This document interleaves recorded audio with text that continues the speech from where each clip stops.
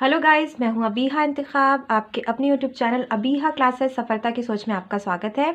तो आज हम एक बहुत इंपॉर्टेंट टॉपिक पढ़ने जा रहे हैं, भारतीय संविधान। देखिए, जो आप किसी भी कॉम्पिटिटिव एग्जाम्स की अगर तैयारी कर रहे हैं तो ये लेक्चर आपके लिए बहुत ज़्यादा इंपॉर्टेंट है। लूसेंट से मैंने बहुत से इंपॉर्टेंट टॉपिक को छाट के यहाँ पे उसको अलग करके ये नोट्स बनाई है, तो ये नोट्स आपके लिए बहुत ज़्यादा इंपॉर्टेंट है और इस नोट्स को मैं पढ़ते हुए बहुत समझाते हुए आपको चलती हूँ। तो चलिए आज का लेक्चर स्टार्ट करते हैं। चैनल को सब्सक्राइब करना मत भूलिएगा। तो चलिए, भारतीय संविधान। देखिए, कैबिनेट मिशन, ये जो मैं भारतीय संविधान यहाँ पे आपको पढ़ाऊंगी, तो स्टार्टिंग्स में कौन कौन सी समितियाँ थी, उसके अध्यक्ष कौन है, सबके बारे में बात करेंगे। तो कैबिनेट मिशन की संस्तुतियों के आधार पर भारतीय संविधान के निर्माण करने वाली संविधान सभा का गठन जुलाई 1946 ईस्वी में किया गया था। देखिए, अगर हम बात करते हैं जो हमारा इंडियन कॉन्स्टिट्यूशन बना है, उसके लिए पहली बार जो गठन किया गया था कि हमारे देश का एक संविधान होना चाहिए, तो उसकी जो सभा का गठन किया गया था वो कब किया गया था? तो जुलाई 1946 ईस्वी में किया गया था। ये बहुत ही इंपॉर्टेंट है आपके लिए। कई बार क्वेश्चन बनते हैं कि पहली संविधान सभा का गठन, संविधान सभा बनाने के लिए जो गठन किया गया था उस सभा का, वो कब किया गया था? तो जुलाई 1946 में किया गया था।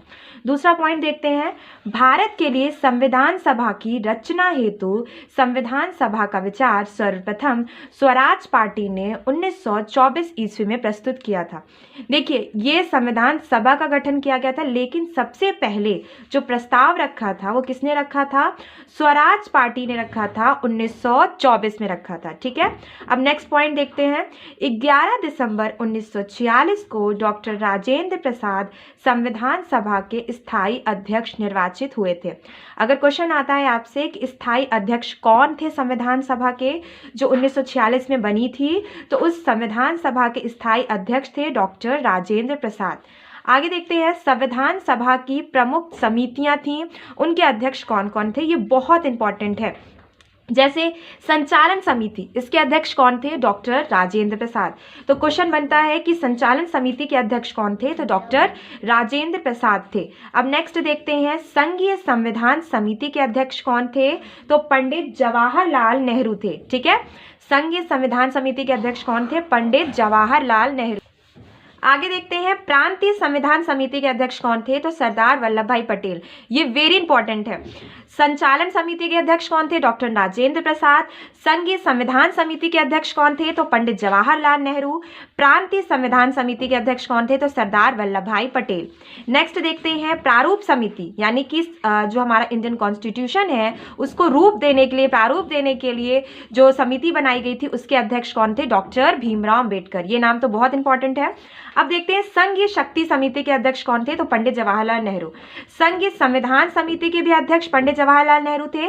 संघीय शक्ति समिति के अध्यक्ष भी पंडित जवाहरलाल नेहरू थे। अब बात करते हैं, मौलिक अधिकारों एवं अल्पसंख्यकों संबंधित परामर्श समिति के अध्यक्ष कौन थे? तो सरदार वल्लभ भाई पटेल। देखिए, यहाँ पे दो नाम रिपीट हो रहे हैं बार बार, पंडित जवाहरलाल नेहरू और सरदार वल्लभ भाई पटेल। प्रांतीय संविधान समिति, सरदार वल्लभ भाई पटेल। अगर हम बोलते हैं कि सरदार वल्लभ भाई पटेल को भारत का बिस्मार्क कहा जाता है, तो बिल्कुल सही कहा जाता है, क्योंकि भारत का एकीकरण करने वाला व्यक्ति जो था वो था सरदार वल्लभ भाई पटेल। ठीक है, मौलिक अधिकारों अल्पसंख्यक संबंध परामर्श समिति के अध्यक्ष भी जो थे वो सरदार वल्लभ भाई पटेल थे। अब चलिए आगे बढ़ते हैं, तो देखते हैं, संविधान सभा के सदस्यों में अनुसूचित जनजाति के सदस्यों में अनुसूचित जनजाति के सदस्यों की संख्या कितनी थी?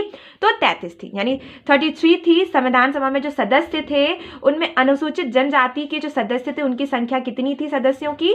तो 33 थी। ये वेरी इंपॉर्टेंट है। नेक्स्ट इंपॉर्टेंट पॉइंट है, संविधान सभा में महिला सदस्यों की संख्या 15 थी। ये क्वेश्चन कई बार बना है कि संविधान सभा में महिला सदस्यों की संख्या कितनी है? तो 15 थी।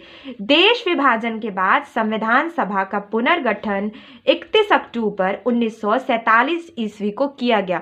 देखिए, संविधान सभा को बनाया गया जो है वो 1946 में बनाया गया है, लेकिन 1947 में जब देश का विभाजन हो गया था तो उसके बाद 1947 में इसका दोबारा पुनर्गठन किया गया था।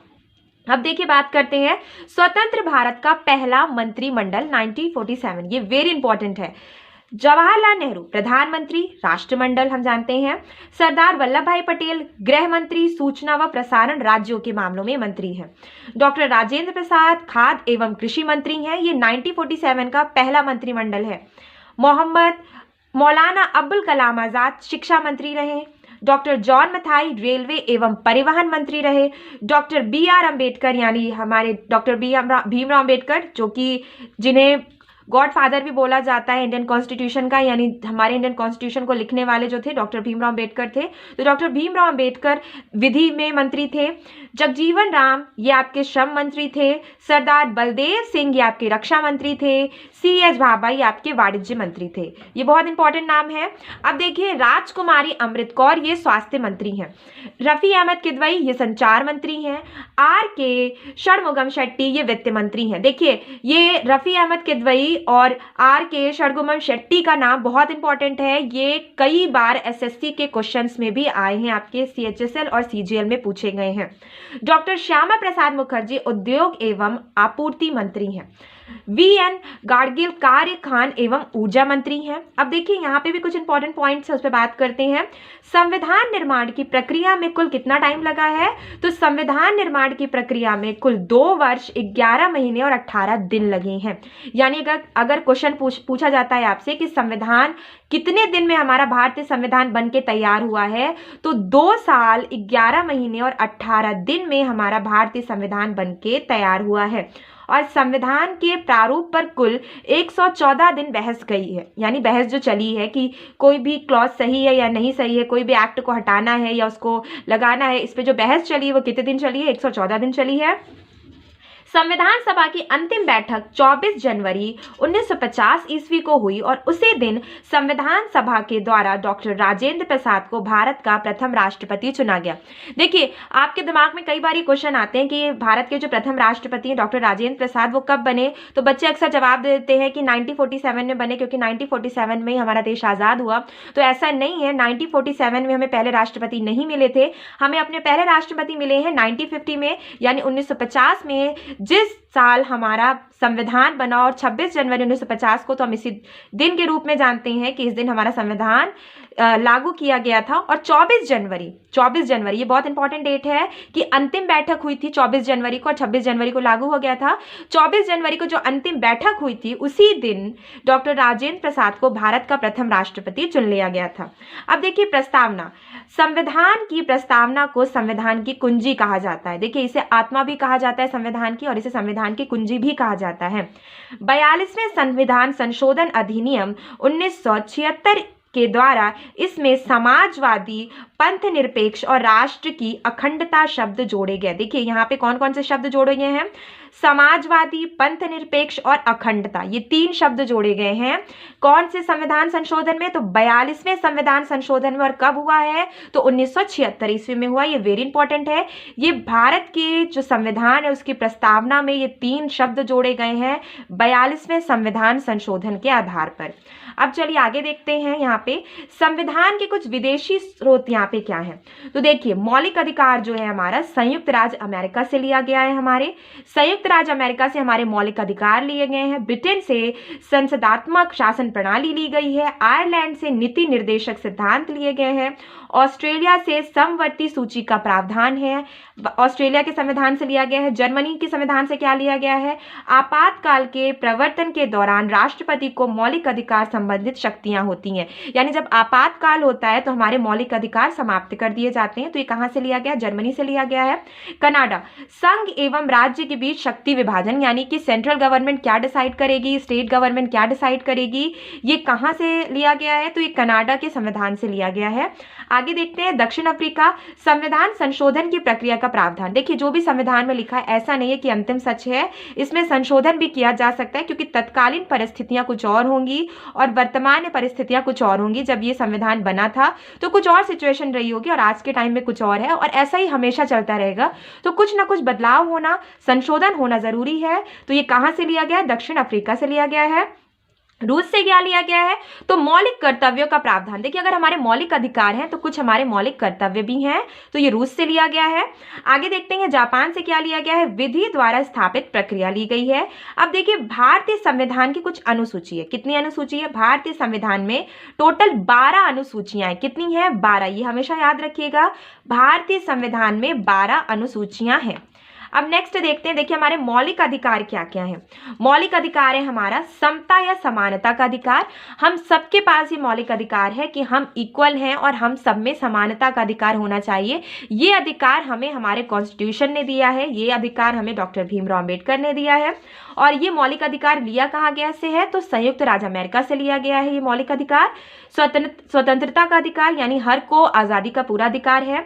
शोषण के विरुद्ध अधिकार, सबके पास ये अधिकार है कि कोई भी शोषण का विरोध कर सकता है। धार्मिक स्वतंत्रता का अधिकार, हमें अपने धार्मिक स्वतंत्रता का पूरा अधिकार है, हम किसी भी धर्म में शामिल हो सकते हैं, ये हमारा अधिकार है। संस्कृति और शिक्षा संबंधित अधिकार यानी हमारा जो कल्चर है, हमें एजुकेशन मिलनी चाहिए, ये भी हमारा अधिकार है। संवैधानिक उपचारों का अधिकार, ये भी हमारा अधिकार है। भारतीय संविधान में 22 भाग और 395 अनुच्छेद हैं। देखिए अगर हम बात करते हैं कि कुछ अनुच्छेद इसमें जोड़े जाते हैं तो वो क ख के नाम से जोड़ दिए जाते हैं, यानी कि अगर बात करते हैं पहला जो अनुच्छेद है उसमें अनुच्छेद ए, अनुच्छेद क, अनुच्छेद ख इस तरह से जोड़ दिए जाते हैं। लेकिन टोटल अनुच्छेद कितने हैं, तो 395 अनुच्छेद हैं आपके और 22 भाग हैं संविधान में और 12 अनुसूचियां हैं, ये हमेशा याद रखिएगा। सरदार स्वर्ण सिंह समिति की अनुशंसा पर संविधान के 42वें संशोधन के द्वारा मौलिक कर्तव्यों को संविधान में जोड़ा गया। देखिए 42वें संशोधन में मैंने बात की थी तो प्रस्तावना में भी कुछ बदलाव किए गए थे, कुछ शब्द जोड़े गए थे। उसी तरह उसी संशोधन में मौलिक कर्तव्यों को भी संविधान में जोड़ा गया था।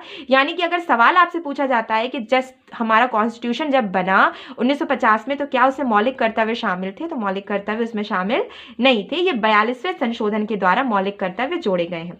मौलिक कर्तव्यों की संख्या कितनी है, तो 11 है और मौलिक अधिकारों की संख्या 6 है, ये हमेशा याद रखिएगा। हमारे अधिकार कम है, हमारे कर्तव्य ज्यादा है, ये बात याद रखिएगा। राष्ट्रपति का जो पद है वो अनुच्छेद 52 से संबंधित है। उपराष्ट्रपति का जो पद है वो 63 अनुच्छेद से संबंधित है।